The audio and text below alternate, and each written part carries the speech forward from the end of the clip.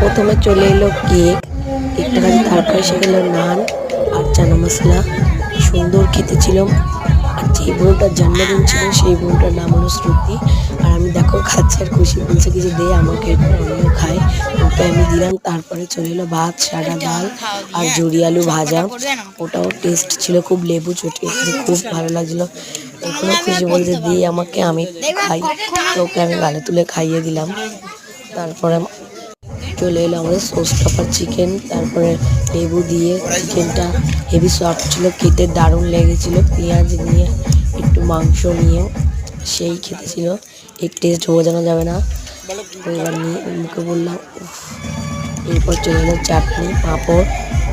তো সেটাকে আমি টেস্ট করলাম। আমের চাটনি ছিল, খুব সুন্দর খেতে ছিল।